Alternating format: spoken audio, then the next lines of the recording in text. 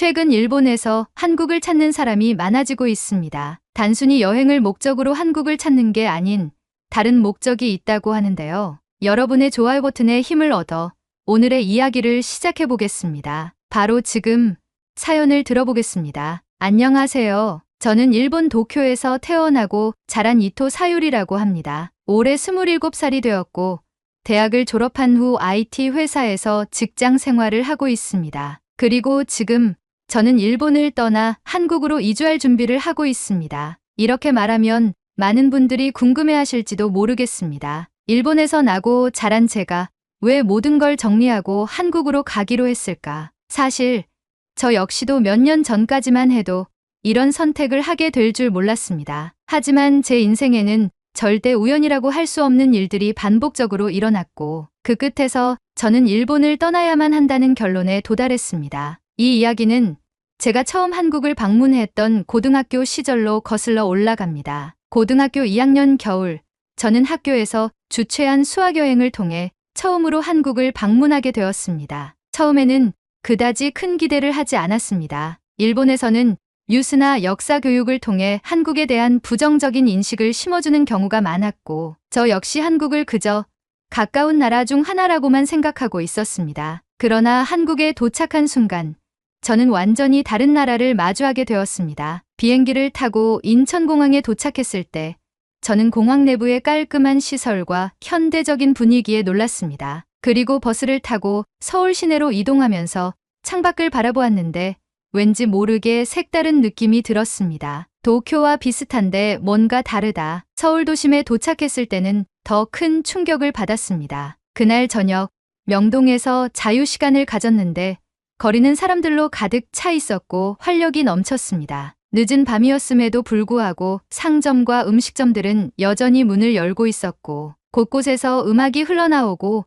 사람들이 자유롭게 거리를 거닐고 있었습니다. 무엇보다도 놀라웠던 것은 치안이 매우 잘 유지되고 있었다는 점이었습니다. 여자들끼리 밤늦게까지 거리를 걸어 다녔는데도 전혀 불안함이 느껴지지 않았습니다. 한국은 생각보다 훨씬 안전한 곳이구나. 그때부터 저는 한국이 단순한 여행지가 아니라 살기에도 좋은 나라일 것 같다는 생각을 하기 시작했습니다. 그리고 또 하나, 음식이 정말 엄청났습니다. 처음 먹어본 삼겹살은 너무 맛있었고 테이블에 놓인 수많은 반찬들이 무료로 계속 리필된다는 점이 충격적이었습니다. 그리고 명동 길거리에서 먹은 떡볶이, 그건 정말 잊을 수 없는 경험이었습니다. 처음 한 입 먹었을 때는 너무 매워서 깜짝 놀랐지만 이상하게도 계속 먹고 싶어졌습니다. 맵지만 이상하게 손이 계속 가네. 한국 음식 특유의 강렬한 맛과 깊은 풍미에 저는 완전히 매료되었습니다. 한국의 대중교통 시스템도 인상적이었습니다. 지하철을 타보니 너무 깨끗했고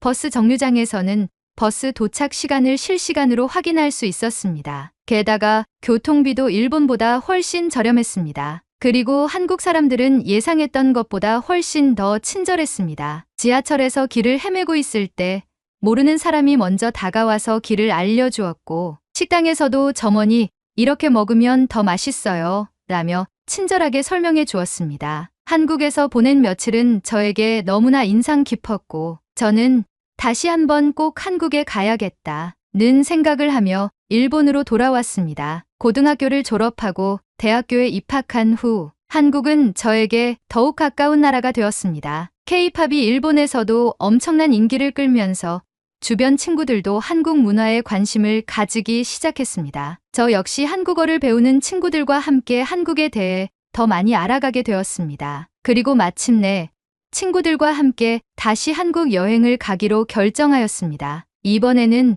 단순한 수학여행이 아니라 우리가 직접 여행 일정을 짜고 계획을 세운 자유여행이었습니다. 비행기 티켓을 예약하고 숙소를 정하고 가고 싶은 곳을 리스트로 만들면서 다시 한국을 방문한다는 사실에 가슴이 설렜습니다. 그렇게 한국 여행을 준비하며 들뜬 마음을 안고 있던 어느 날, 저는 예상치 못한 일을 겪게 되었습니다. 한국으로 떠나기 이틀 전, 저는 평소처럼 대학교 수업을 마치고 집으로 향하고 있었습니다. 수업이 끝난 후 도서관에서 과제를 하느라 조금 늦어진 탓에 거리는 한산했고, 저는 이어폰을 끼고 음악을 들으며 천천히 걸어가고 있었습니다. 그런데 신호등 앞에 서 있던 순간 시야 한쪽의 길에 쓰러져 있는 한 할머니의 모습이 들어왔습니다. 처음에는 단순히 몸이 안 좋으신 분인가 싶었지만 가까이 다가가 보니 무릎에서 피가 흐르고 있었습니다. 누군가 도와줘야 한다는 생각이 들었고 저는 주저하지 않고 할머니께 다가갔습니다. 할머니, 괜찮으세요? 그러나 할머니는 제 말을 듣고도 멍한 표정으로 저를 바라볼 뿐이었습니다. 순간 이상한 기분이 들었습니다. 어떻게 넘어지셨어요? 많이 다치셨어요? 하지만 할머니는 한참 동안 제 얼굴을 바라보시더니 조용히 입을 여셨습니다. 모르겠구나. 언제 쓰러졌지? 그 말을 듣는 순간 저는 할머니가 넘어지실 때 충격이 머리에도 전해진 게 아닐까 의심하여 할머니를 병원으로 모셔야겠다는 생각이 들었습니다. 저는 급히 할머니를 부축해 가까운 병원으로 향했습니다. 병원에 도착한 후 간호사의 도움을 받아 할머니는 진료실로 들어갔습니다. 다행히도 의사는 큰 부상이 아니라며 간단한 치료만 받으면 된다고 말했습니다. 저는 안도하며 할머니께 다시 한번 괜찮으신지 여쭈었습니다. 괜찮으세요? 혹시 가족분께 연락해 드릴까요? 그러나 할머니는 조용히 고개를 저으셨습니다. 저는 치료 잘 받으라고 할머니를 다독인 이후 다시 집을 향해 발걸음을 돌렸습니다. 그런데 그때 할머니가 갑자기 제 팔을 꽉 붙잡았습니다. 너 일본을 잠시 떠날 일이 있지? 그 말을 듣는 순간 저는 온몸이 굳어버렸습니다. 네.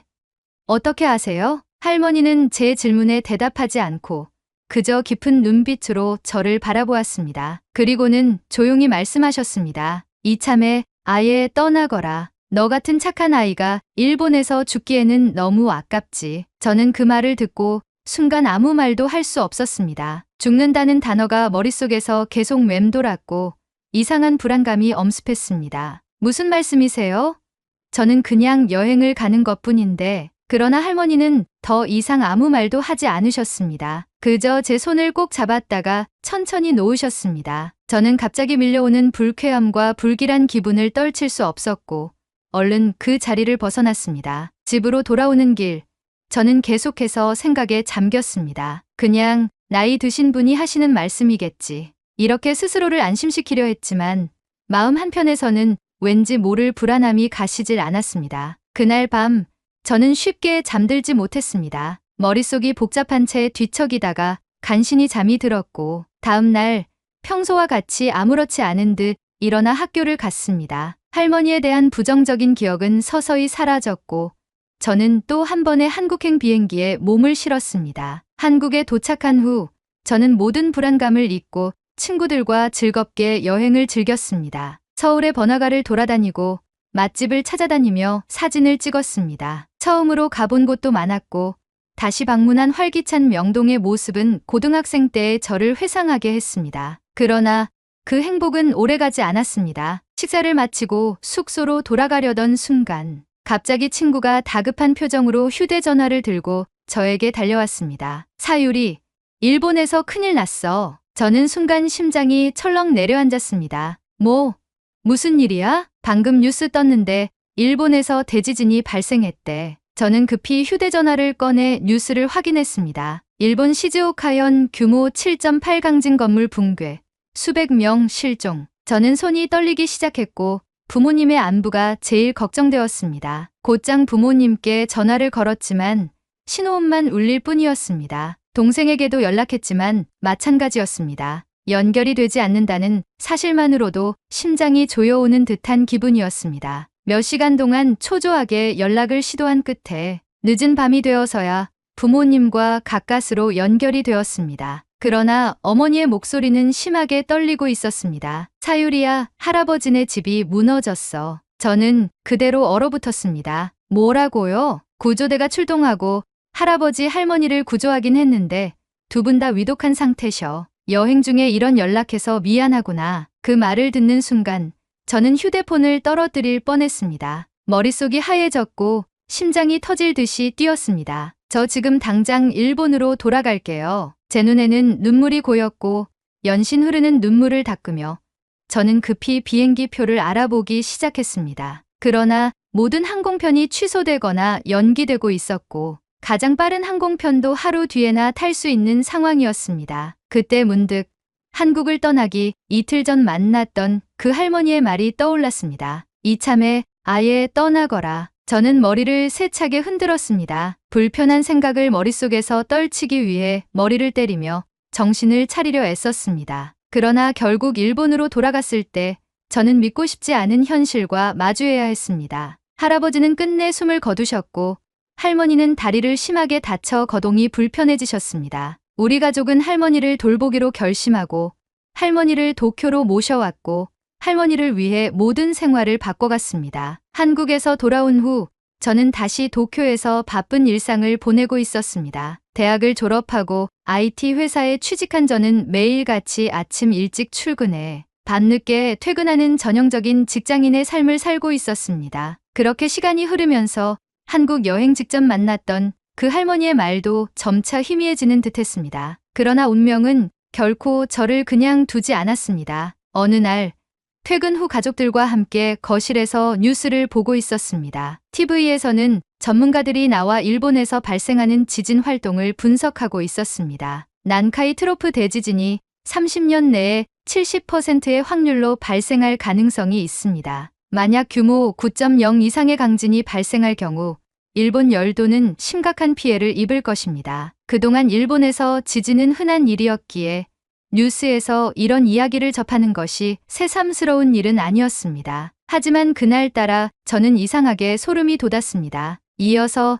나온 뉴스에서는 후지산 폭발 가능성을 다루고 있었습니다. 후지산 주변의 마그마 활동이 활발해지면서 전문가들은 50년 이내에 대규모 분화가 일어날 가능성이 있다고 분석하고 있습니다. 그 순간 옆에 계시던 할머니가 조용히 눈물을 흘리셨습니다. 할아버지도 얼마나 무서우셨을까? 갑작스러운 할머니의 눈물에 저는 가슴이 철렁 내려앉았습니다. 부모님과 여동생도 심각한 표정으로 화면을 바라보고 있었습니다. 저는 뉴스를 보며 온몸이 얼어붙는 기분이 들었습니다. 이 모든 것이 우연일까 하는 생각이 계속해서 제 머리를 감싸고 있었습니다. 그날 이후 저는 늘 찝찝한 기분을 떨칠 수 없었습니다. 그렇게 또 하루가 지나고 저는 평소처럼 퇴근을 하고 지하철역에서 열차를 기다리고 있었습니다.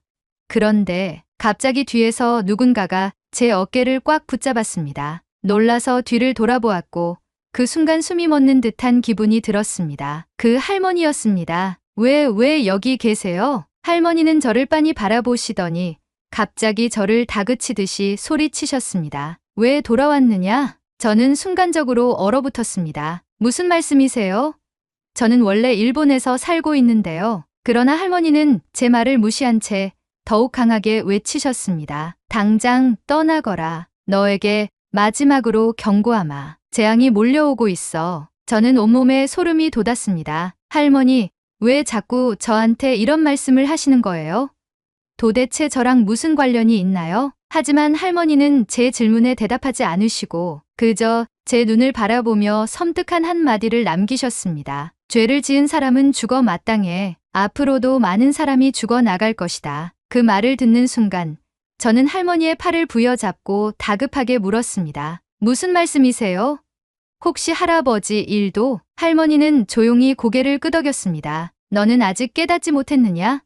앞으로 더 많은 사람이 죽을 것이다. 저는 숨이 멎을 것 같았습니다. 그 말을 남긴 채 할머니는 유유히 플랫폼 반대편으로 걸어가셨습니다. 저는 그대로 얼어붙어 할머니가 사라지는 모습을 바라볼 수밖에 없었습니다. 이제는 더 이상 단순한 우연이라고 생각할 수 없었습니다. 다음날 아침, 저는 평소와 다름없이 출근을 하기 위해 전철역으로 향하고 있었습니다. 하지만 뭔가 이상했습니다. 오늘따라 지하철이 왜 이러지? 도쿄의 지하철은 세계적으로도 정시성이 높기로 유명합니다. 하지만 이날따라 정차 시간이 길어지고 안내 방송에서는 계속해서 운행 지연을 알리고 있었습니다. 사람들은 스마트폰을 보며 웅성거렸고 일부 승객들은 뉴스 속보를 보며 불안한 표정을 짓고 있었습니다. 저는 가볍게 한숨을 내쉬며 핸드폰을 열어 SNS를 확인했습니다. 요즘 지하철 이상해. 평소 같으면 이런 연착 없었는데 오늘따라 도쿄 도심 곳곳에서 교통마비? 뭔가 불길해. 그제야 저는 오늘의 상황이 단순한 지연이 아니라는 걸 느꼈습니다. 뭔가 이상하게 돌아가고 있었습니다. 우여곡절 끝에 회사에 도착한 저는 출근 시간을 훨씬 지나고 나서야 도착했다는 사실에 죄송한 마음을 안고 사무실로 들어갔습니다. 그런데 사무실 분위기가 너무나도 어수선했습니다. 동료들은 삼삼오오 모여 스마트폰을 보며 웅성거리고 있었고 직장 상사가 제게 다가오며 말했습니다. 차유리, 늦게 온 거 다 이해해. 너 뉴스 봤어? 무슨 뉴스요? 오늘 아침 도쿄 도심 한복판에 싱크홀이 생겨서 교통이 마비되었다고 하던데? 뉴스 못 봤어? 저는 순간 숨이 멎는 것 같았습니다. 급히 핸드폰을 열어 뉴스를 검색했습니다. 그리고 화면 속에 펼쳐진 충격적인 사진을 보고 손이 떨렸습니다. 거대한 구덩이가 도로 한가운데를 집어삼키고 있었습니다. 큰 화물 트럭이 싱크홀에 빠져 있었고 그 주변 구조물까지 갑자기 땅속으로 빨려 들어갔다고 했습니다. 뉴스 속 인터뷰에서는 시민들이 당황한 목소리로 증언하고 있었습니다. 전조 증상도 없이 도로가 갑자기 가라앉았습니다. 이런 규모의 싱크홀은 일본에서도 유례가 없는 일입니다. 저는 뉴스 화면을 보며 등줄기가 서늘해졌습니다. 하지만 이것은 시작에 불과했습니다. 싱크홀 사건 관련 뉴스를 본 후 스크롤을 내리다가 저는 또 다른 충격적인 뉴스를 보게 되었습니다. 홋카이도 100년 만에 기록적인 폭설, 120cm 폭설의 도시가 덮였다. 홋카이도는 원래 눈이 많이 오는 지역이지만 이번에는 평소와 차원이 다른 폭설이었습니다. 뉴스 속 화면에는 집 앞에서 눈을 치우던 시민들이 허리까지 쌓인 눈을 보며 경악하는 모습이 보였습니다. 눈이 너무 많이 쌓여 전봇대와 건물이 무너지고 있습니다. 전력망이 끊기면서 수십만 가구가 정전 상태에 빠졌습니다. 도쿄의 싱크홀에 이어 홋카이도에서는 기록적인 폭설까지. 일본은 지금 무언가 이상해지고 있었습니다. 이런 사건들이 연이어 발생하자 저는 점점 더 불안감을 느끼기 시작했습니다. 그런데 그 순간 제 휴대전화가 울렸습니다. 여동생인 아키코였습니다. 언니, 우리 일본을 떠나는 게 어때? 나 너무 무서워. 저는 순간적으로 가슴이 철렁 내려앉았습니다. 갑자기 그게 무슨 말이야? 그러자 여동생이 한마디를 덧붙였습니다. 방금 어떤 할머니를 만났는데 그분이 이상한 말을 하셨어. 수도에 구멍이 뚫리고 하늘이 검게 물들 것이며 세상이 하얗게 덮일 것이다. 라고 말이야. 저는 순간적으로 온몸이 굳어버렸습니다. 뭐라고?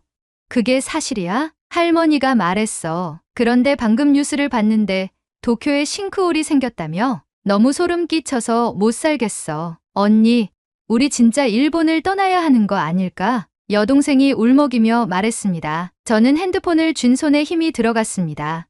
설마, 이제야 깨달았습니다. 그동안 제가 겪었던 모든 일들이 우연이 아니라는 것을. 그 순간 저는 최후의 경고를 받은 기분이었습니다. 여동생과의 통화 이후 저는 한참 동안 휴대전화를 손에 쥔 채 멍하니 있었습니다. 여동생이 들은 예언, 그리고 그동안 실제로 일어난 일들이 머릿속에서 떠나지 않았습니다. 도쿄 한복판에서 발생한 싱크홀, 홋카이도의 기록적인 폭설, 이 모든 것이 정말 단순한 자연재해일까요? 아니면 그 할머니가 말했던 대로 일본에 다가올 더 큰 재앙의 전조인 걸까요? 저는 불안감을 떨칠 수 없었습니다. 그리고 대학생 때부터 지금까지 이어져 온 불길한 마음이 정리되며 저는 결심했습니다. 일본을 떠나야 한다고요. 그날 저녁 퇴근을 하던 저는 깊은 고민 끝에 가족들에게 모든 이야기를 털어놓기로 결심했습니다. 저는 여동생과 함께 부모님 앞에 앉았습니다. 그리고 차분하게 입을 열었습니다. 아빠, 엄마, 우리 일본을 떠나는 게 어떨까? 부모님은 예상치 못한 제 말에 놀란 표정을 지으셨습니다. 갑자기 그게 무슨 말이니? 저는 지금까지 있었던 모든 일을 이야기했습니다. 제가 한국 여행을 떠나기 전에 만났던 할머니의 경고, 도쿄에서 발생한 싱크홀과 홋카이도의 폭설, 그리고 여동생이 만난 또 다른 할머니의 말까지. 여동생도 불안한 듯 입을 열었습니다. 언니 말이 맞아. 나도 너무 무서워. 지금 일본은 뭔가 점점 더 이상해지고 있는 것 같아. 부모님은 깊은 고민에 빠지신 듯 보였습니다. 그때 한동안 말을 아끼고 계셨던 아버지가 무겁게 입을 열었습니다. 사실 나도 예전부터 일본을 떠나고 싶었단다. 저와 여동생은 동시에 놀라며 아버지를 바라보았습니다. 아빠는 한국으로 유학을 가서 생활하고 싶었어. 한국의 발전 가능성을 보고 투자하고 싶었지. 하지만 그러지 못했던 이유가 있었어. 할아버지가 강하게 반대하셨거든. 아버지는 조용히 과거를 회상하며 말씀을 이어가셨습니다. 할아버지는 일본이 한국을 지배하던 시절 꽤 많은 혜택을 받으며 살았어. 그 시절 일본이 강대국이라고 믿었고 한국은 우리가 통치해야 할 나라라고 생각하셨지. 그 순간 머릿속을 스쳐 지나가는 말이 있었습니다. 죄를 지은 사람은 죽어 마땅해. 지하철에서 다시 만났던 할머니의 말. 그 말은 단순한 재난의 경고가 아니라 과거 일본이 저지른 일들에 대한 경고였던 걸까? 아버지는 계속해서 말을 이어갔습니다. 하지만 한국의 힘이 커지고 일본에 대한 나쁜 감정을 가지고 있는 만큼 일본인인 내가 한국으로 가면 위험하다고 판단하셨단다. 그래서 내가 한국에 관심을 보이거나 일본을 떠나려는 말만 해도 크게 화를 내셨었지. 아버지는 깊은 한숨을 쉬며 고개를 숙였습니다. 하지만 지금 일본은 더 이상 안전한 나라가 아니라는 생각이 드는구나. 난 너희가 평생을 지진과 자연재해의 공포 속에서 살길 원하지 않아.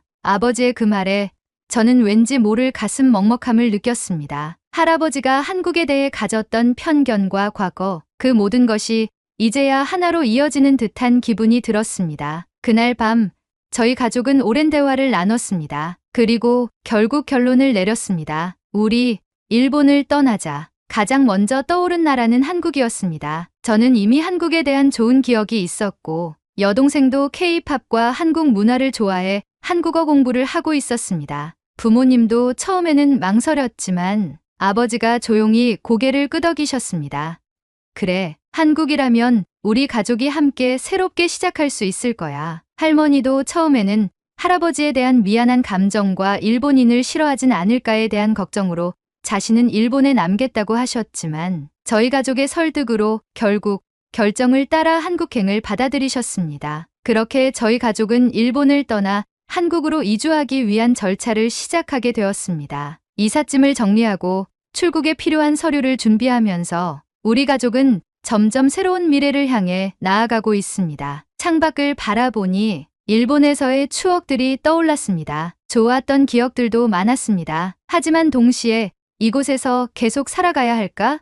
라는 불안이 늘 존재해왔습니다. 만약 일본을 떠나지 않는다면 앞으로도 지진과 자연재해의 공포 속에서 살아가야 할지도 모릅니다. 그리고 무엇보다 마지막 남은 예언이 실현될지 모른다는 생각이 떠나지 않았습니다. 수도에 구멍이 뚫린다는 예언은 도쿄에 싱크홀을 만들게 되었고 세상이 하얗게 덮인다라는 것은 홋카이도의 폭설일 것입니다. 그리고 하늘이 검게 물들 것이다 라는 예언이 정말 후지산 폭발을 뜻하는 것이라면 그 일이 벌어지기 전에 우리 가족은 반드시 일본을 떠나야만 합니다. 우리 가족은 하나둘씩 짐을 정리해 나가고 있습니다. 부모님은 한국에서의 생활을 위해 필요한 것들을 찾아보고 있고 여동생은 한국어 공부에 더욱 집중하고 있습니다. 그리고 저는 한국에서의 새로운 삶을 준비하며 마음을 다잡고 있습니다. 그리고 어제 저는 마지막으로 지하철역을 한 번 더 찾아갔습니다. 혹시라도 그 할머니를 다시 만날 수 있을까 하는 마음이었습니다. 하지만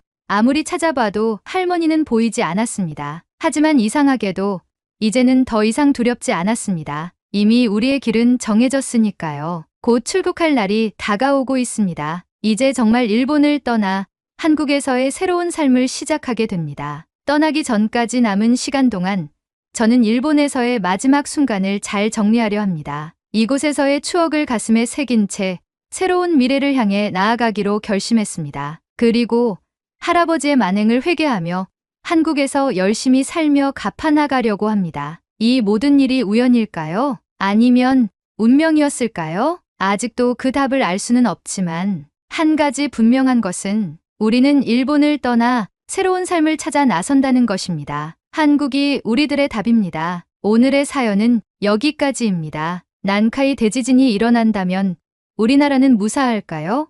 여러분의 생각을 댓글로 남겨주세요. 2025년 새해 복 많이 받으시고 가정의 평화가 항상 깃들길 진심으로 바라겠습니다. 오늘의 이야기가 마음에 드셨다면 좋아요 한 번씩 부탁드리겠습니다. 그리고 여러분의 댓글은 제게 큰 힘이 됩니다. 다음엔 더 좋은 사연으로 여러분을 찾아뵙겠습니다. 시청해주셔서 감사합니다. 2025년 새해가 밝은 후 수많은 일들이 일어나고 있는데요. 항공기 화재부터 시작해서 좋지 않은 뉴스의 연속인 하루하루에 한국의 국기인 태권도가 새해에 꼭 도전할 스포츠로 해외에서 각광을 받고 있다는데요. 바로 지금 사연을 들어보겠습니다. 안녕하세요. 저는 미국 뉴욕에 사는 평범한 엄마 리사입니다. 이 글을 쓰기로 마음먹기까지 오랜 시간이 걸렸습니다. 과거의 일을 떠올리는 것만으로도 가슴이 먹먹하고 죄책감이 밀려오지만 저와 같은 고민을 가진 부모님들께 작은 희망이라도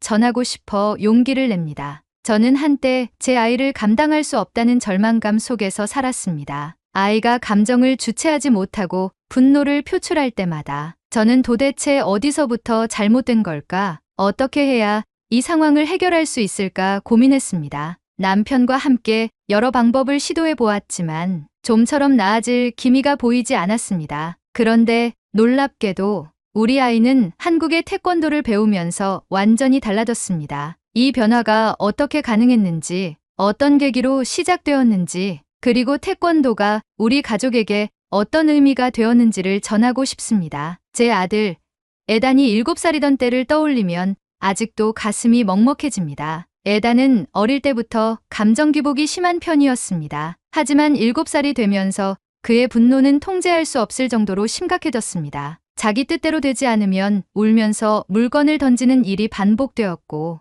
때로는 손으로 벽을 치거나 바닥에 드러누워 소리를 지르는 일도 있었습니다. 처음에는 단순한 떼쓰기라고 생각했습니다. 하지만 그 행동은 점점 더 격해졌고 심지어 다른 사람에게까지 영향을 미치기 시작했습니다. 에단은 또래 친구들과 어울리는 것조차 어려워했습니다. 그의 분노는 단순히 가정 내에서만 나타나는 것이 아니었습니다. 친구들과 놀다가도 자신이 원하는 대로 되지 않으면 금세 화를 냈고 심지어 친구들을 밀치거나 주먹을 휘두르는 일도 있었습니다. 어느 날 학교에서 전화가 걸려왔습니다. 부모님, 에단이 오늘 친구를 때렸습니다. 피해 학생의 부모님이 매우 걱정하고 계세요. 저는 전화를 받으며 당황스러웠습니다. 에단이 집에서 감정을 조절하지 못하는 건 알고 있었지만 학교에서도 같은 문제가 생긴다는 건 심각한 일이었습니다. 학교에서 돌아온 에단에게 이유를 물었습니다. 하지만 아이는 오히려 저에게 화를 내며 말했습니다. 엄마, 그 애가 내 장난감을 빼앗으려고 했어. 내가 먼저 가져왔는데 왜 내 걸 가져가려고 해? 그렇다고 친구를 때리는 건 잘못된 행동이야. 하지만 난 너무 화가 났단 말이야. 그날 저녁, 저는 남편과 함께 깊은 대화를 나누었습니다. 우리는 아이를 어떻게 해야 할지 몰랐습니다. 단순한 훈육만으로는 해결되지 않는 문제였습니다. 그래서 우리는 결국 전문가의 도움까지 받아보기로 결정했습니다. 남편과 저는 에단을 데리고 소아정신과를 찾아 상담을 받았습니다. 상담실에서 에단은 처음에는 조용히 앉아 있었지만 의사가 질문을 던지자 곧바로 불만스러운 표정을 지었습니다. 에단, 내가 화가 날 때 어떤 기분이 드는지 이야기해 줄 수 있을까? 의사의 질문에 에단은 인상을 찌푸리며 대답했습니다. 몰라요. 그냥 뭔가 던지고 싶어요. 왜 그렇게 느끼는 것 같아? 그냥요. 내가 원하는 대로 안 되면 짜증이 나고 막 부수고 싶어요. 저는 옆에서 그 대화를 들으며 마음이 무너졌습니다. 아이가 감정을 주체하지 못하고 있다는 사실을 누구보다 잘 알고 있었지만 이렇게 직접 듣게 되니 더 절망스러웠습니다. 상담을 마친 후 의사는 우리에게 조심스럽게 말을 건넸습니다. 에단은 감정을 조절하는 방법을 배우지 못한 상태입니다. 화가 날 때마다 즉각적인 반응을 보이며 감정을 다스리는 법을 모르기 때문에 본능적으로 분노를 표출하는 거죠. 이건 단순한 성격 문제가 아니라 환경적 요인과 자기조절 능력 부족에서 비롯된 행동입니다. 남편과 저는 눈을 마주쳤습니다. 우리가 에단을 키우는 방식이 잘못된 걸까? 혹시 아이에게 무언가 부족한 것은 아닐까? 의사는 몇 가지 해결책을 제시했습니다. 일단 에단이 스스로 감정을 정리할 수 있도록 돕는 것이 중요합니다. 화를 내기 전에 깊게 숨을 들이마시는 연습을 하게 하거나 감정을 글로 표현하는 연습을 시키는 것도 도움이 될 겁니다. 그리고 감정을 참는 것이 힘들다면 운동을 통해 에너지를 분출하는 방법을 찾아보는 것도 고려해 보세요.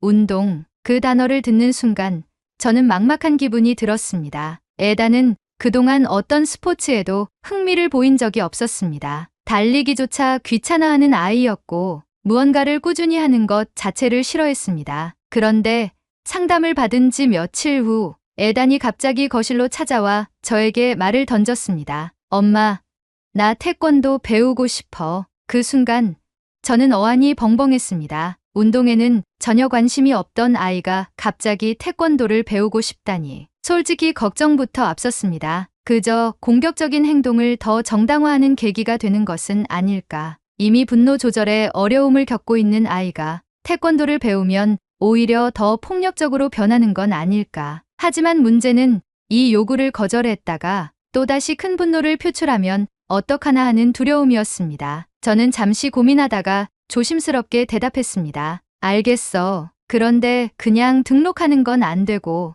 엄마랑 같이 가서 먼저 태권도장이 어떤 곳인지 보고 결정하자. 에단은 흔쾌히 알겠다고 했습니다. 그리고 뜻밖에도 이미 자신이 다니고 싶은 태권도장을 알아봤다고 했습니다. 내가 인터넷으로 찾아봤어. 엄마한테 보여줄게. 그 말을 듣고 저는 순간 놀랐습니다. 그동안 에단은 무언가를 스스로 찾아보는 성격이 아니었고 새로운 것을 배우고 싶어도 먼저 나서서 알아보는 일이 거의 없었습니다. 그런 에단이 직접 태권도장을 찾아봤다는 것 자체가 생소하게 느껴졌습니다. 그렇지만 여전히 걱정이 남아있었기 때문에 저는 에단 몰래 태권도장에 전화를 걸어 관장님과 상담을 했습니다. 안녕하세요. 저희 아이가 태권도를 배우고 싶어 해서 전화드렸는데요. 사실 우리 아이가 감정을 조절하는 걸 어려워하는 편이라 태권도를 배우면 혹시 더 공격적인 성향이 강해질까봐 걱정이 돼서요. 태권도장 관장님은 차분한 목소리로 답하셨습니다.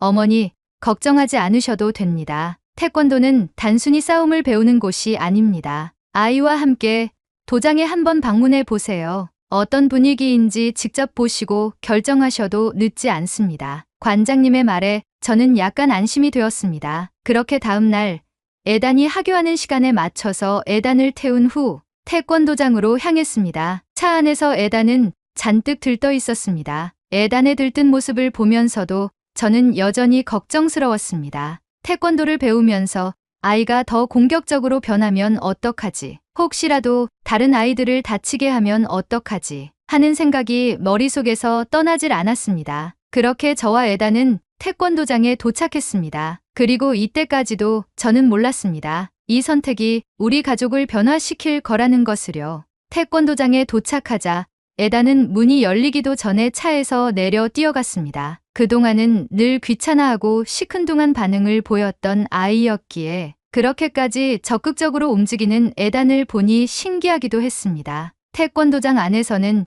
여러 명의 아이들이 수련을 하고 있었습니다. 구령에 맞춰 발차기를 연습하는 아이들, 기본 품새를 연습하는 아이들, 그리고 구석에서 쉬고 있는 아이들까지 모두가 저마다의 방식으로 태권도를 배우고 있었습니다. 에단은 도장 안을 두리번거리며 수련 중인 또래 친구들의 모습을 보더니 자기도 모르게 따라하기 시작했습니다. 손을 뻗고 허공에 발차기를 해보는 모습이 어색하면서도 신이 나 보였습니다. 저는 그런 에단을 바라보며 태권도장 관장님과 상담을 진행했습니다. 저는 솔직하게 말했습니다. 사실 우리 아이가 감정 조절을 어려워하는 편이라 태권도를 배우는 것이 괜찮을지 걱정이 돼요. 관장님은 차분하게 웃으며 말씀하셨습니다. 어머니, 걱정하지 마세요. 어머니께서 믿고 맡겨주시면 됩니다. 저는 결국 결정을 내렸습니다. 잘 부탁드립니다. 그렇게 에단의 태권도 수련이 시작되었습니다. 그리고 며칠 후 저는 상상하지 못했던 놀라운 변화를 목격하기 시작했습니다. 에단이 아침에 나갈 때 문 앞에서 갑자기 90도로 고개를 숙여 인사를 하는 것이었습니다. 엄마, 다녀오겠습니다. 이전까지는 인사도 없이 문을 열고 뛰쳐나가던 아이였습니다. 그런데 이제는 스스로 예의를 지키려는 모습이 보였습니다. 그뿐만이 아니었습니다. 에단은 부모님을 도와 집안일을 거들기 시작했습니다. 청소를 할 때 물건을 들어주기도 하고 정리정돈도 하기 시작했죠. 예전 같았으면 물건을 들어 올릴 때마다 조마조마했는데 조심히 물건을 들어 옮기는 에단의 모습에 어안이 벙벙했습니다. 화를 내는 횟수도 줄어들었고 태권도장에 가는 날을 손꼽아 기다리는 모습을 보였습니다. 남편과 저는 이런 변화를 반가워하면서도 한편으로는 믿기지 않았습니다. 태권도가 에단을 바꾼 걸까? 우리는 아직 확신할 수 없었지만 분명한 것은 에단이 변하고 있다는 사실이었습니다. 에단이 태권도를 배우기 시작한 지 몇 달이 지났을 때 아이는 이전과는 완전히 달라져 있었습니다. 아침마다 나가기 전 정중하게 인사를 했고 집에서도 화가 날 법한 상황에서도 스스로 화를 참으려 노력하는 모습이 보였습니다. 무엇보다도 가장 놀라웠던 건 과거에는 모든 것이 귀찮고 하기 싫다는 태도를 보이며 물건을 던지던 아이가 이제는 스스로 가방을 챙기고 태권도복을 곱게 개어 준비하는 모습을 보인다는 것이었습니다. 집에 뭐 하나 깨질까 염려되었던 과거가 무색할 정도로 에단의 행동이 어색했습니다. 그러던 어느 날 에단이 집에 돌아와 신난 얼굴로 말을 걸어왔습니다. 엄마, 다음 주에 승급 심사 있어. 부모님도 와서 볼 수 있대. 승급 심사. 그게 정확히 뭐야? 태권도에서 다음 단계로 올라가기 위해 심사를 보는 거야. 그동안 배운 기술이랑 품새를 보여주고 심사에서 통과하면 새로운 벨트를 받을 수 있어. 에단은 눈을 반짝이며 설명했습니다. 저는 에단의 태도가 너무나도 달라진 것이 신기하기도 하고 한편으로는 이런 모습이 얼마나 지속될지 의문이 들기도 했습니다. 엄마랑 아빠 꼭 와야 해. 내가 새로운 벨트를 따는 모습을 엄마 아빠가 꼭 봤으면 좋겠어. 그렇게까지 말하는 에단을 보니 가지 않을 수가 없었습니다. 그리고 한편으로는 태권도를 시작한 후 바뀌어가는 에단의 모습을 보며 과연 이 스포츠가 에단을 바꾼 것인지에 대한 궁금증을 해소하고 싶기도 했습니다. 저는 남편과 함께 에단의 승급 심사를 보러 가기로 했습니다. 승급 심사 당일 남편과 저는 태권도장에 도착했습니다. 많은 학부모들이 참관을 하기 위해 태권도장은 바글바글했고 에단은 이미 도장에서 다른 아이들과 함께 준비 운동을 하고 있었습니다. 그동안 태권도장에서 어떤 수련을 했는지 직접 볼 기회가 없었기에 저는 조금 긴장된 마음으로 아이들을 지켜봤습니다. 심사가 시작되자 에단과 또래 친구들이 차례로 심사에 임했습니다. 심사는 크게 기본 동작 품새, 그리고 격파로 이루어졌습니다. 저는 그저 가볍게 동작을 따라하는 정도일 거라고 생각했는데 에단의 모습을 보고 깜짝 놀랐습니다. 허리를 곧게 펴고 두 눈을 반짝이며 집중하는 에단의 모습은 예전과는 완전히 다른 아이 같았습니다. 심사관 앞에서 정확한 자세로 서 있고 주어진 구령에 맞춰 한 동작 최선을 다해 수행하는 모습이 보였습니다. 특히 품새를 할 때 에단은 단 한순간도 집중력을 놓치지 않았습니다. 한 동작에 힘을 주며 마치 한 편의 공연을 하는 듯이 정성스럽게 움직였습니다. 그리고 마지막으로 격파 순서가 되었습니다. 에단이 송판 앞에 서자 저는 본능적으로 손을 꽉 쥐었습니다. 과연 해낼 수 있을까? 실패하면 낙담하지 않을까? 관장님이 송판을 들고 에단과 눈빛을 주고받고 있었고 에단은 깊이 숨을 들이마시고 있는 힘껏 발을 내질렀습니다. 순간 송판이 반으로 깨지며 바닥에 떨어졌습니다. 저는 순간 놀라 아무 말도 하지 못했고 남편은 감탄하며 손뼉을 쳤습니다. 우리 아들 해냈어. 에단은 얼굴이 빨개진 채 쑥스러워하면서도 입가에는 뿌듯한 미소가 떠올라 있었습니다. 심사가 끝난 후 관장님께서 직접 에단에게 새 벨트를 메어 주셨습니다. 저는 그 순간을 바라보며 이 변화가 믿기지 않았습니다. 그동안 감정을 조절하지 못하고 사소한 일에도 화를 냈던 아이가 이렇게 절제하며 목표를 이루는 모습을 보이다니. 에단은 새 벨트를 메고 저를 바라보며 활짝 웃었습니다. 그 표정을 보자 갑자기 눈물이 핑 돌았습니다. 저는 본능적으로 박수를 치며 에단을 칭찬했습니다. 에단, 정말 멋졌어. 승급 심사가 끝난 후 태권도장에서 수련생들과 학부모들이 함께하는 간단한 다과회가 열렸습니다. 저는 관장님께 다가가 감사의 인사를 전했습니다. 관장님, 정말 감사합니다. 에단이 이렇게까지 변할 줄 몰랐어요. 관장님은 미소를 지으며 대답하셨습니다. 에단이 스스로 변하고 싶어 했기 때문입니다. 부모님께서 믿고 맡겨주신 덕분이기도 하고요. 저는 관장님의 말에 궁금한 것들이 많아지기 시작했습니다. 관장님,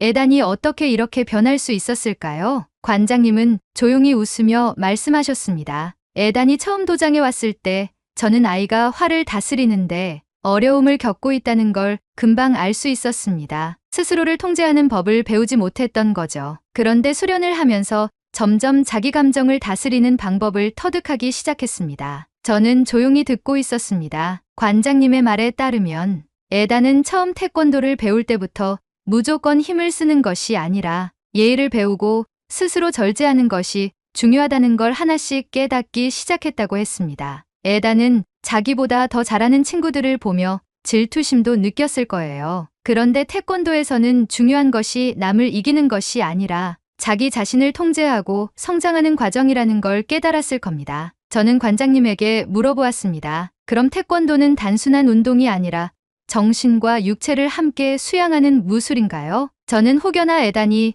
폭력적으로 변하지 않을까 하던 걱정을 했었잖아요. 그런데 이렇게까지 놀랍게 바뀐 모습에 너무 놀랐거든요. 그러자 관장님은 벽에 걸린 한국의 국기를 보며 말을 이어갔습니다. 태권도의 기본 가르침에는 여러 덕목이 있습니다. 예의 바르게 행동하고 공평하고 예술적인 경기를 펼치며 자기 통제를 유지하고 노력과 인내를 가지고 수련하는 무술이죠. 저는 모든 수련생들에게 이 덕목에 대한 중요성을 계속해서 강조했을 뿐입니다. 이것은 태권도뿐만 아니라 삶에서도 중요한 가치이기 때문이죠. 에단에게도 자기 통제와 노력, 인내를 수련하라는 말만 전달하니 스스로 깨우친 것 같더라고요. 저는 관장님의 이야기를 들으며 이 변화가 결코 하루아침에 이루어진 것이 아니라는 걸 알게 되었습니다. 에단이 변화하기까지 얼마나 많은 노력이 있었을지 상상할 수 있었습니다. 집으로 돌아오는 길, 저는 뒷좌석에 앉은 에단을 바라보며 말했습니다. 아들,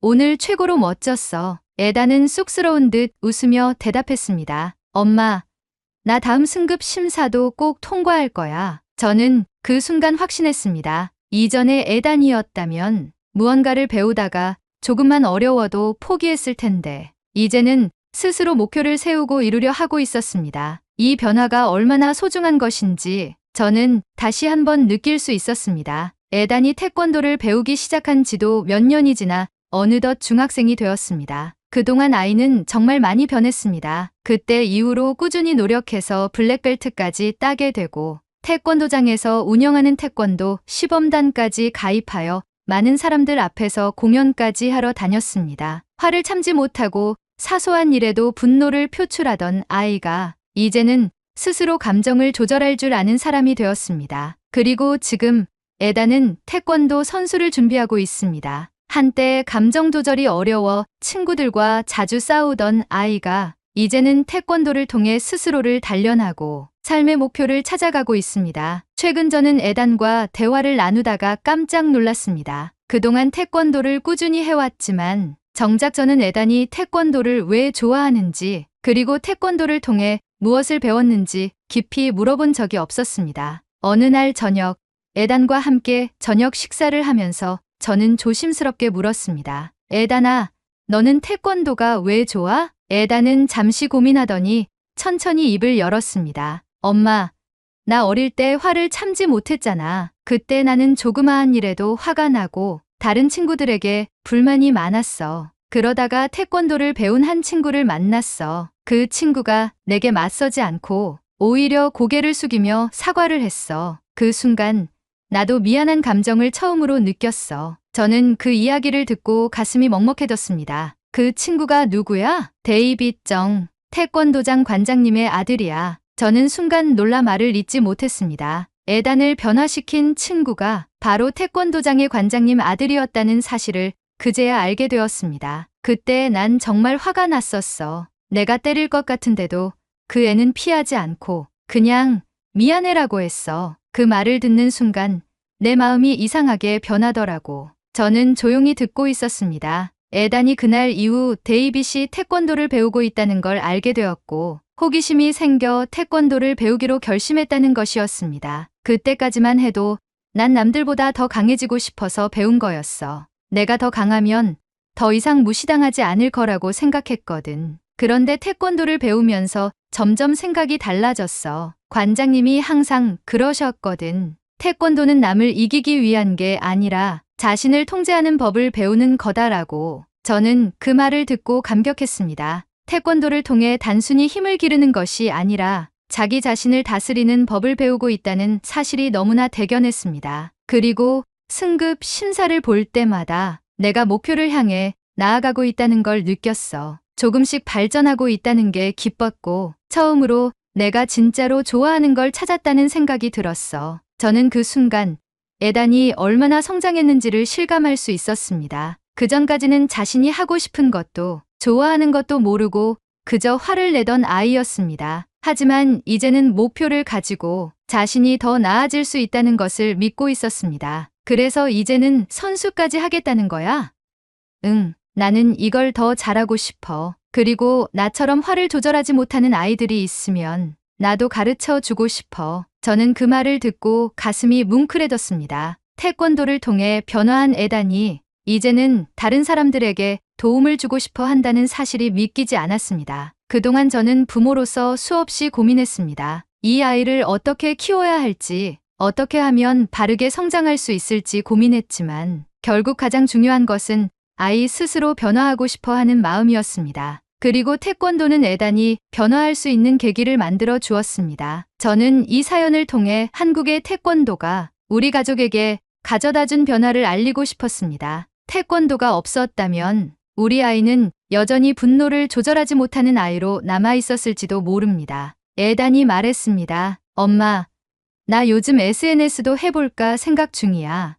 왜? 태권도를 더 많은 사람들에게 알리고 싶어서. 특히 나 같은 애들, 화를 참지 못하는 애들이 태권도를 배우면 좋을 것 같아. 저는 깜짝 놀랐습니다. 이전에는 감정을 주체하지 못하고 화를 내던 아이였는데 이제는 다른 사람들을 돕고 싶다고 이야기하고 있었습니다. 엄마도 나랑 같이 해볼래? 엄마도 내 태권도 경기 보러 와서 응원해 줘야지. 저는 웃으며 대답했습니다. 그럼 당연하지. 태권도로 인해 사랑스러운 아들이 된 에단을 볼 때마다 태권도의 본국인 한국의 생각이 많이 납니다. 앞으로 에단이 태권도 선수로 성장하면 한국으로 갈 날도 많아지겠지요. 한국에 가게 되면 제 아들을 바꿔준 나라라는 생각을 가지고 여러 지역을 여행해 볼 생각입니다. 아들과 함께 갈 만한 좋은 장소 있으면 많이 알려주세요. 수많은 아이들이 자신을 돌아보고 태권도의 기본 가르침을 잘 새겨 상대방을 존중하는 사회가 되었으면 합니다. 감사합니다. 오늘의 사연은